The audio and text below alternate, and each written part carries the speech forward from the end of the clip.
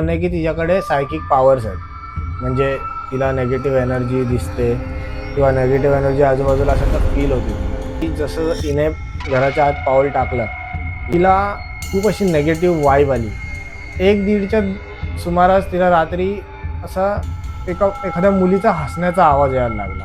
तर तिने बघितलं की शेतात ना एक पोरगी विचित्र पद्धतीने शेतात उड्या मारते आणि हसते जोरजोरात. उठून परत एकदा बघितलं तर तिला शेतात नाही कोण दिसलं नाही.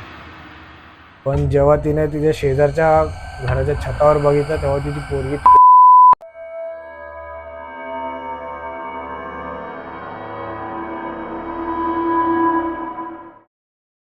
ही स्टोरी आपल्याला प्रियंकाने पाठवलेली आहे. प्रियंका राहायला मुंबईची आहे आणि 2 वर्षापूर्वी तिच्यासोबत हा एक अनुभव तिच्यासोबत घडला की ती तिच्या आत्याच्या गावी गेलेली.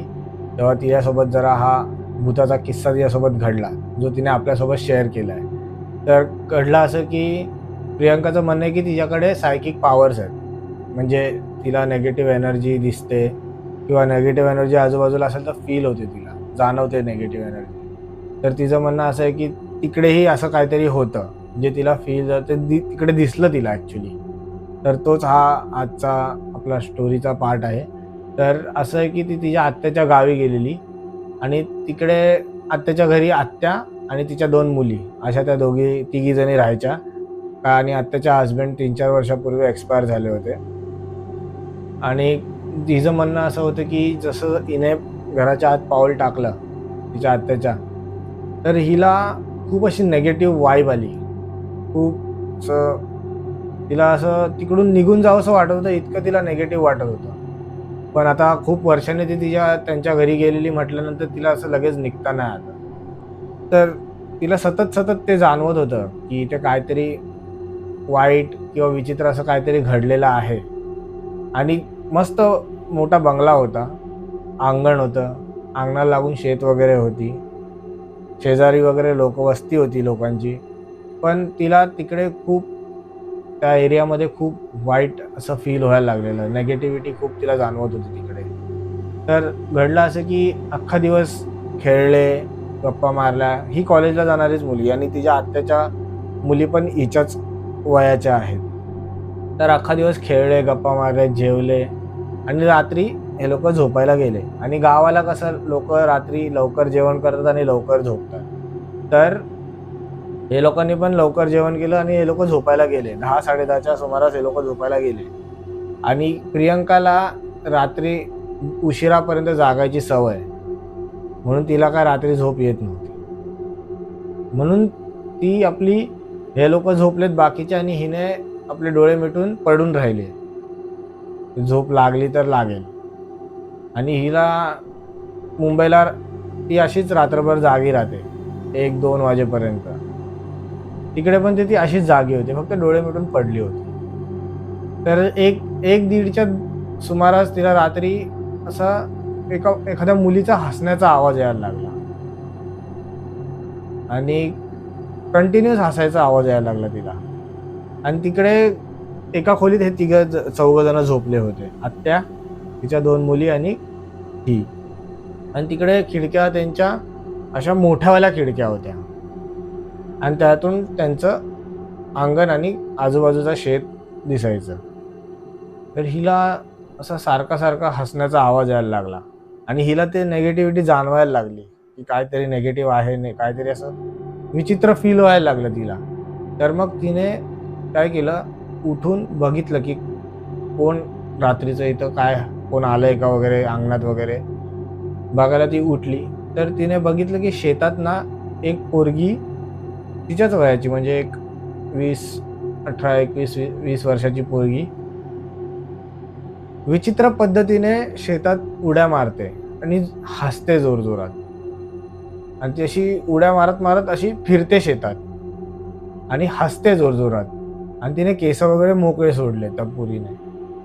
तर हे बघून ही घाबरली आणि अंधार एवढा होता की तिला दिसत नव्हतं की ही बाबा कोण आपल्या इकडचीच ओळखीतली पोरगी आहे का, की इकडचीच कुठली राहणारी वगैरे आहे का.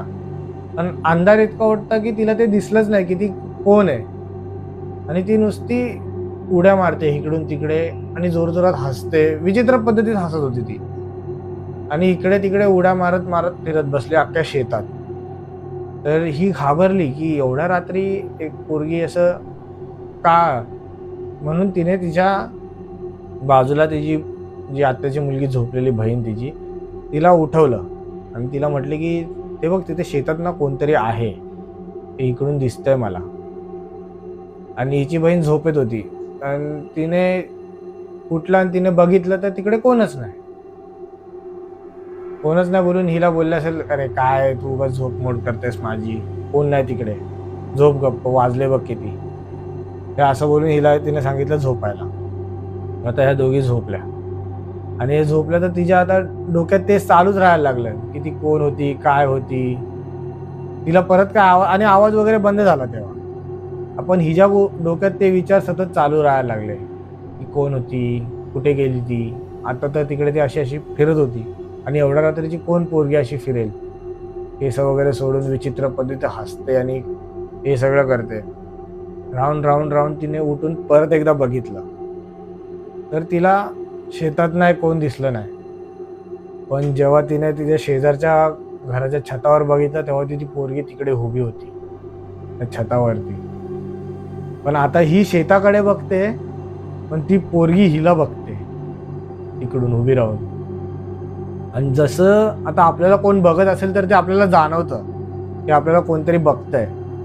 आणि जसं तिने तिकडे बघितलं हिला पण ते जाणवलं की कोणतरी बघतंय मला. आणि जसं हिने त्या घराच्या छतावर बघितलं तर ती पोरगी हिला बघते इकडून आणि ही या दोघींची नजरानजर झाली अशी. आणि ती हिला बघत बघत बघत जोरात किंचाळली आणि तिकडून तिने शेतात उडी मारली आणि गायबच झाली. आणि ही एवढी घाबरली. पण हिने कसं आधी पण हिचं म्हणणं होतं की आधी पण हिने असे नेगेटिव्ह एनर्जीज बघितले, पण तिने असा काय प्रकार असा बघितला नव्हता. तिला जाणवलं नेगेटिव्हिटी फील झाली आहे, पण असा काय प्रकार हिने बघितला नव्हता ह्याच्या आधी.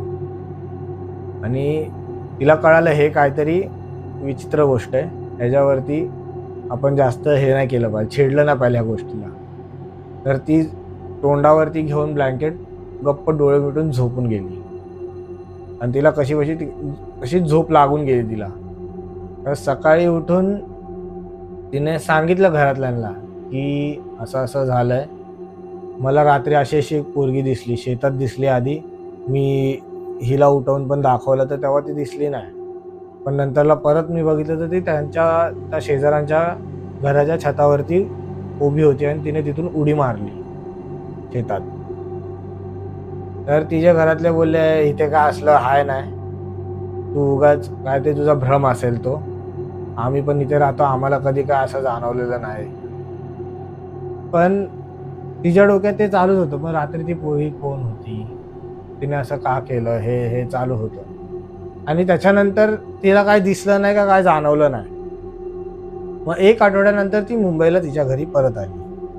मुंबईला परत आल्यानंतर 1-2-4 दिवसानंतर ही अशी बाहेरून घरात आली आणि तिच्या आत्याची मोठी मुलगी तिच्या आईसोबत बोलत होती. प्रियंकाच्या आईसोबत आत्याची मोठी मुलगी बोलत होती. आणि ही घरात आली तर ते दोघी गप्प बसल्या. तर हिने विचारलं की काय झालं. तेव्हा तिच्या मोठ्या बहिणीने सांगितलं की तिच्या लहान बहिणीला, म्हणजे जिला प्रियंकाने उठवलं रात्री तिथे बघायसाठी, तिला एका पोरीच्या आत्म्याने झपाटले. तर झालं असं की तिची बहीण एक दिवशी अंगणात अशी बसलेली एकटीच आणि काही वेळाने ती आली आणि एकदम शांत शांत बसायला लागली आणि काय जेवत नव्हती का पाणी पित नव्हती का काय नव्हती करत. आणि तिचा बिहेवियर ना बदलला टोटली, एकदम विचित्र वागायला लागली. ती मध्येच हसायची जोरजोरात आणि इकडे तिकडे सामान विमान आपटायची आणि शेताकडे मध्येच पळत जायची. तर ह्या लोकांना समजेना की आता हिला काय होतंय करून. रात्रीची उठून खिडकीत नुसतीच उभी राहायची अशीच, केस वगैरे सोडून, आणि जोरजोरात हसायची, मध्येच रडायची. एकदम बिहेवियर तिचा चेंज व्हायला लागला. ह्या लोकांना कळलं की हिच्या अंगात काहीतरी वाईट शक्ती आलेली आहे. म्हणून त्या लोकांनी मग तिला एका तांत्रिकाकडे घेऊन गेले. मग त्यांनी त्यांची विद्या वापरून तिच्यावरती जे काय उपचार करायचे ते केले आणि मग त्यांना कळालं की हिला त्या मुलीने झपाटलंय, जी मुलगी हिला रात्री त्या दिवशी दिसलेली शेतात. तर तेव्हा तिला जेव्हा झपाटलं तेव्हा तिच्याकडनं बोलावून घेण्यात आलं. तेव्हा तिने तिची स्टोरी सांगितली की ती यांच्या शेजारीच आधी जे लोक राहायचे ना, ती तिकडेच राहायची. तर तिकडे हिच्या भावांनी हिला जाळून तिकडे शेतात फेकलं होतं. तर त्याचं काय, तिचं कोणावरती तरी प्रेम होतं आणि यांचा घरातल्यांचा विरोध होता म्हणून तिला अशी जाळून तिला शेतात टाकली होती आणि ती तिकडेच मग तिचा आत्मा वावरायला लागलेला. तिला मुक्ती भेटली नव्हती आणि मग हिला ही दिसली आणि हिला तिने झपाटलं. असा हा सीन झाला. मग तिचा उतारा वगैरे केला. मग तिकडे उतारा ठेवला आणि परत ते उतारा ठेवल्यानंतरची पण एक प्रोसेस असते की उतारा ठेवल्यानंतर परत येताना मागे वळून बघायचं नसतं. मग जसं त्यांनी उतारा वगैरे ठेवला तिकडे आणि परत येत असताना मागून रडायचे, हसायचे, किंचाळायचे, एवढे आवाज यायला लागले. तो तांत्रिकाला त्याच्या कोणतरी असा ओळखीच्या ह्याच्याने आवाज वगैरे देत होते. पण तो अशा सगळ्या गोष्टींमध्ये खूप इन्व्हॉल्व असल्यामुळे त्याला माहिती आहे की अशा सिच्युएशनमध्ये काय करायचं वगैरे काय नाही करायचं ते. तर मग नंतरला तिची बहीण आत्ता पण असं काय ती टोटली ठीक झाली असं नाही. ती ठीक झाली त्याच्यानंतर, तिच्यावरती ते उपचार केल्यानंतर, पण अजून पण ती पूर्णपणे त्यातून बाहेर निघालेली आहे असं नाही. मग ती जेव्हा नॉर्मल झाली तेव्हा तिला विचारलं की तुझ्यासोबत त्या दिवशी काय घडलं हे तू सांग. तेव्हा तिने सांगितलं की ती तिकडे अंगणात बसलेली एकटी अशीच आपल्या फोनवरती काहीतरी करत बसली असेल आणि तिला मागून तिच्या असा तिला सारखा आवाज येत होता की कोणतरी बोलवतंय. तर मागे तिला कोण दिसतच नव्हतं. मागे पूर्ण शेत असं होतं. तर तिला कसं काय कोण, पण तिला सारखा असा थोड्या वेळाने असा आवाज येत होता. मग तिने जाऊन बघितलं तर ती तिकडेच गेली निघून आणि तेव्हा तिला ते झपाटलं. आणि त्याच्यानंतर ही प्रियंका त्याच्यानंतर कधीच तिच्या आत्याच्या गावात गेली नाही. तर ही स्टोरी आजची अशी होती. तर मित्रांनो, तुम्हाला ही स्टोरी कशी वाटली हे कमेंटमध्ये नक्की सांगा आणि जर व्हिडिओ आवडली असेल तर लाईक करा, शेअर करा आणि चॅनलला सबस्क्राईब नक्की करा. कारण आपल्याला 1000 सबस्क्रायबरचा टप्पा आता पार करायचा आहे. तर तुमचा सपोर्ट असाच राहू द्या आणि जर तुमच्याकडेही अशा काही स्टोरीज असतील ज्या तुम्हाला आमच्यासोबत शेअर करायच्या आहेत आणि जगासमोर मांडायच्या आहेत तर तुम्ही आम्हाला इंस्टाग्रामला DM करा. भेटूया आपण पुढच्या वेळेस असेच काहीतरी इंटरेस्टिंग स्टोरीज सोबत. धन्यवाद.